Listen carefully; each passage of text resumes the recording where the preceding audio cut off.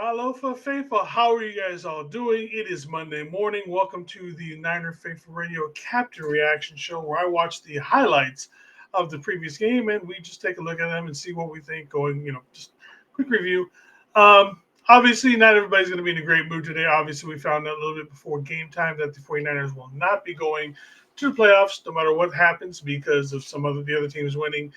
Um, Honestly, I'm not terribly worried about that, considering, you know what, this team needs the rest. Excuse me. I want to see what some of the younger guys can do from here on out because now it's time to start planning for 2025. But but until then, still going to be doing these every week. Us over here at 954 Radio will still be continuing to do all our shows that we are doing Monday, pretty much almost every day. So yeah, continue to follow us for all the good stuff. But until then, let's get into this game. So obviously we've got the 49ers playing the Miami Dolphins. And you know what? We had a chance to win this game. And it was not a terrible start to the game. We were in it for the most part. Renardo Green, I thought, played exceptionally well for the most part. Again, a couple times that he was matched up against Tyreek, had some good stops and stuff like that. And I say that he gives a decent chunk yard. But like I said, good coverage in general. No one ran away for the most part, which is what I was terrified of with their speed. Tua just hucking it downfield. Good play down there by Demo. For the most part, we didn't see that 50, 60-yard play I was expecting from Tyreek Hill. He typically has where he just is able to just get one huge chunk touchdown a game. For the most part, he didn't have that. And here's where our woes are on offense. Look at this protection. Ricky Pearsall getting him. Ricky actually had one of his better days. Brock, to me, looked a little shaky all day. It's almost like he's lost a lot of confidence in himself. Over the middle to Debo. Debo, this is the Debo. If Debo has had similar performances to this all season long, I don't think we have a lot of the same issues that we have with Debo, going forward in his production. Boom. Nice little stuff through there. It's the first down. Again, this is the Debo we have been looking for all season. Not necessarily. Obviously, we know Debo's not necessarily a burner. He's not going to, be breaking or getting away from man coverage. Excuse me. It's only 5 o'clock in the morning here in the West Coast. But do stuff like that. Take a play where he's got, a few yards behind the line of scrimmage and then get another 10 or so yards. That's what we've been wanting from Debo all year. And I want to say he had about 25 or so yards rushing and close to 100 yards receiving with his touchdown yesterday. So it's like, where you been, Debo? I mean, thanks for showing up. It's a little too late, but at least we know that it's still there. Maybe next season we can get that part of Debo back. A little excessive for being, someone who hasn't played all that great this season. And off of Patrick Taylor, who I thought Patrick Taylor had just a fine day. I was kind of hoping we'd see a little bit more from the other running backs, but we decided to just pretty much feature Patrick Taylor. And again, one of the highlights going into this offseason is what are we going to do with this running back room? Debo there. Look at Debo fighting from about, 7 or so yard line. Again, this is the Debo we have been missing. Where has this guy been all year long? And right over the middle, catches the ball. Yep, he's about the 7-8 yard line. And he just breaks the tackle. 4 Dolphin guys to go in for the touchdown. Again, this is the Debo we were expecting all year. At this point in the game, this offense looks to be moving pretty well. I'm not sure what's going on with that. Okay, it just decided to be a little stupid for a second. Sorry about that buffering. But look at that. 4 guys try and get him. He gets in there. Vintage Debo, if you will. Tua going back, Tua over the middle. See, even that Tyreek play, yes, it was a good chunk of a play, but again, it wasn't the big one where Tyreek, again, scores on a 60-yard touchdown, which he's good. You did see, for the most part, we were able to contain their speed. But you could tell there were times where their speed just, was able to get the better of us. If you look at this guy, I think he's some new guy on our team down here. Number 97, playing in pretty much his hometown, friend of his friends and family kind of thing. Who, who, who is this guy? I don't know who he is because he sure as hell shit didn't show up at all yesterday.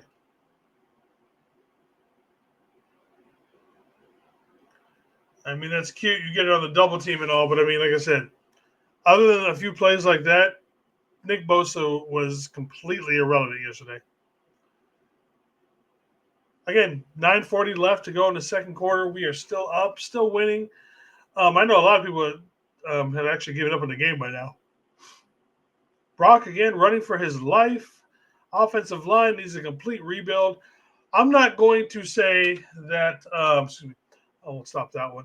I'm not going to say that Brock didn't play well yesterday. He made a few bad mistakes, a few dumbheaded throws, and this and that.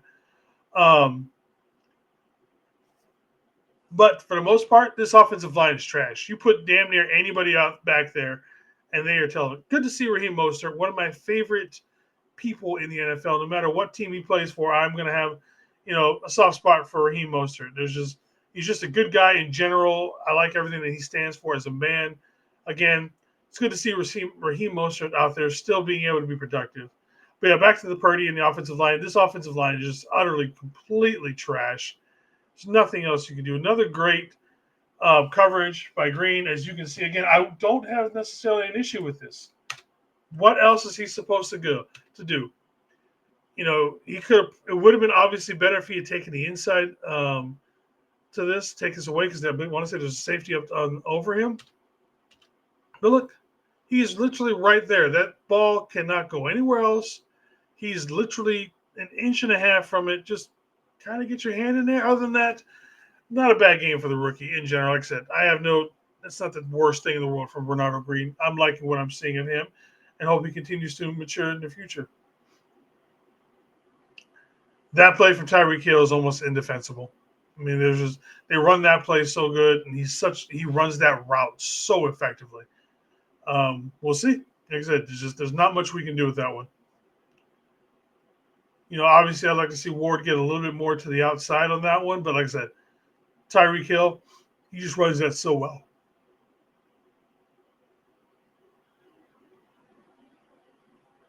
And so Miami takes the lead. And we're back on offense. Brock is going back. He's throwing. Didn't have a whole lot of time, but look at Kittle.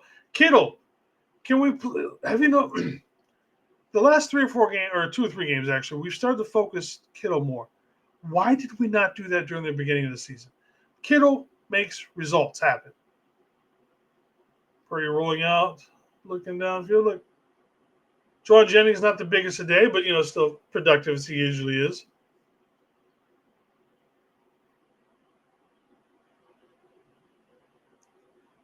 There's that Kittle guy again. Kittle, the best tight end in the history of the NFL.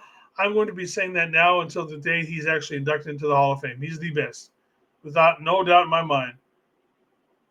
Ricky Pearsall getting involved again. I love that route with him. Let's see if we get that again.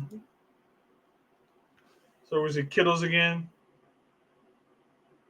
This route with Pearsall, he doesn't have the greatest chemistry with Brock right now, but these are the kind of routes he needs in order to get that chemistry. Like good hand fighting to get open, and then a quick first down. Easy peasy. Run that over and over and over.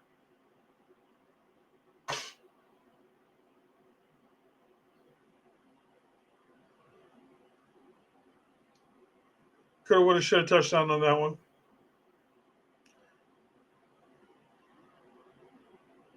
Then there's this guy, Jake Moody, along with 4/5 of the offensive line, trash. First thing I'm getting rid of in the offseason.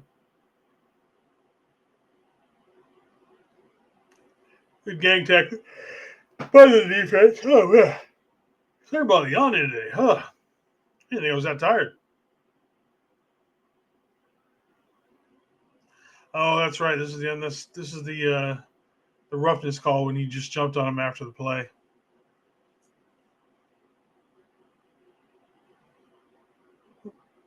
How many missed tackles do we have right there? About 3 or 4 as he went through about 9 of the defenders.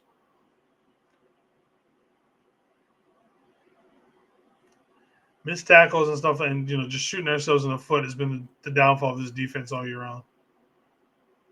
Look, there's Bosa. Bosa's not able to do anything. I don't know why this is being laggy like this. It's usually not laggy. It's not like I'm downloading or uploading anything. There they go, getting 3 to take the lead, 16-10. Brock Purdy rolling out. Brock Purdy throwing to Debo. Debo able to run over somebody and get that first down. Again, this is a very vintage Debo game today. It's good to see. Fake Taylor going over the middle. Who's that guy? His name is George Kittle. Throw the damn ball more. Best tight end in the history of the NFL, ladies and gentlemen. Again, I'm going to say it over and over and over until I make it reality.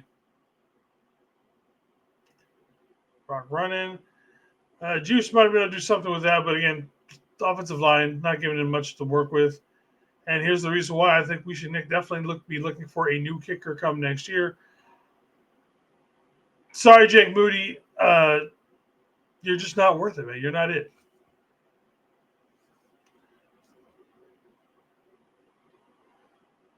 This is about the time in the third and heading into the fourth. I'm not sure why this is stopping after every play at this point. Don't know what's going on with that.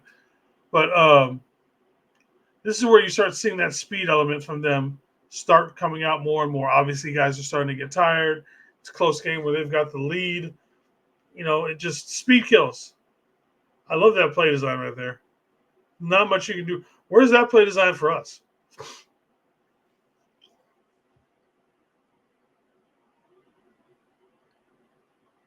I really don't know what's with this whole thing.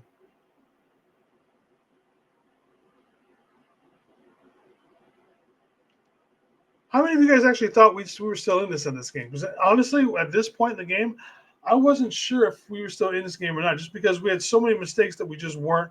We were making so many mistakes. Oh, come on. What is with this lag?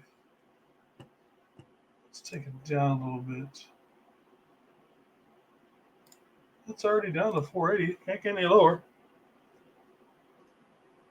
Nice run the middle by Debo.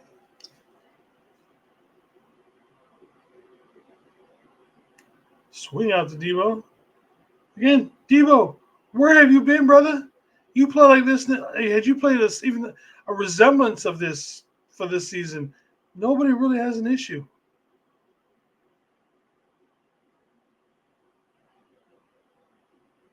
I thought that was a little bit of a crazy one from Brock because I expected him to run that one, but hey, I'll take it. Nice one over the middle to Eric Sauber, which I believe is his first one of the year. We're still in this game. We are definitely still in this game.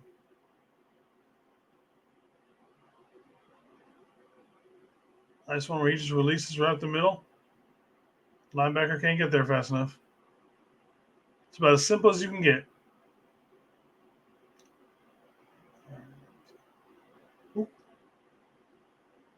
Good coverage from Ward over there. Again, like I said, for the most part, we get good coverage.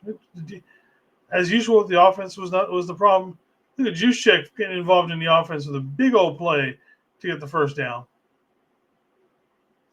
So what happens when you're with that Cabo click, you get all these extra plays. Brock looking. Throwing over Patrick Taylor, just comes up short on the first down.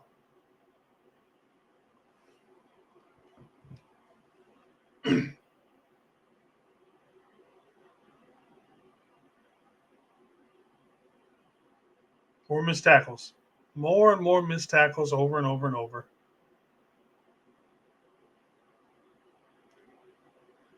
See, with this, Tua also, like with Brock, why don't we use him like we kind of do that? Throw more screens and all that kind of stuff. Why are we are a team. We've seen a couple of the screens that we played, we've thrown a really good one, a couple of good ones to George, the one to Juice. Why are we not running more screens? We are a team built to be able to run screens and run screens effectively. I don't understand the hesitation with us not running more screens than we already do. It just makes absolutely no sense to me. Brock looking deep. Jennings there. Again, Jennings not the most productive day of his career, but you know what? He's still around. This one, I don't know why, Brock. I don't know why, brother. This is one of the reasons why people are going to bitch and moan and complain about you making $50 million. You got Patrick Taylor. There is literally nobody around him. Right here. Nobody. You going for Pearsall down here? Or Jennings. But why?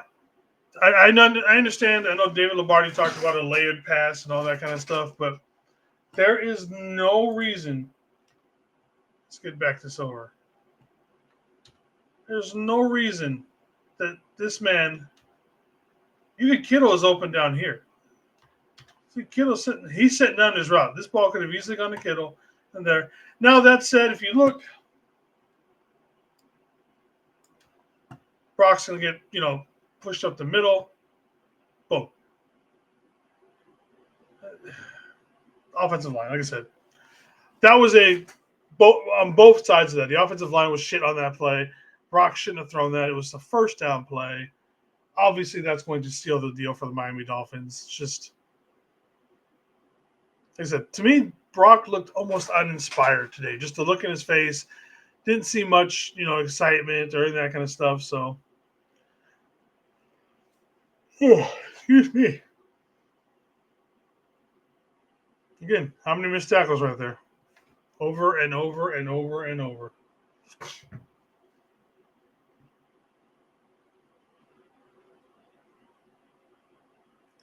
And there it is. That's where there's a speed right there. And I'm going to rewind that because I've forgotten about this play. Was there an actual hold on Ward on that play? Let's watch this guy right here. All right, this one right here. You can definitely see that. So definitely should have been called back for a hold on that one. Yeah, what can you do? Like I said, it's just not our year. But had that been us, we definitely would have had that call. I wonder if we can see it better from here on the hold. No, the hold, it's definitely on the other side. So it doesn't take much. It just takes enough to where he can't turn his shoulders and get his hips around. Brock running.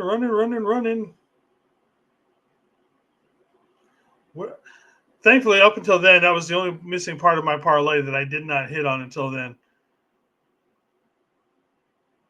Debo trying again. Debo going. Let's be honest. It was just too much, too little at this point. All this is all for not or going for this, so.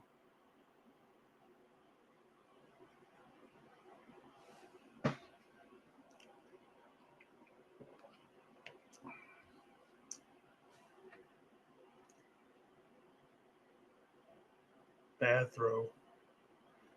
And there it is, ladies and gentlemen. The Dolphins beat us 29-17. We fall to 6-9. The only good aspect about all this is that with the Cowboys winning last night on Sunday Night Football, we are now in the 11th position to draft going into the NFL draft. So, I mean, that's the only good thing I can look up from yesterday. So, thank you again for watching the highlight videos. I've had a joy doing these all season long. We got 2 more to go this year. And then join me and TJ tomorrow again on Niner Faithful Radio as we will be doing our breakdown of this game. And then on Wednesday, I will be doing our Madsen. All right, everybody. Thank you for joining. One love.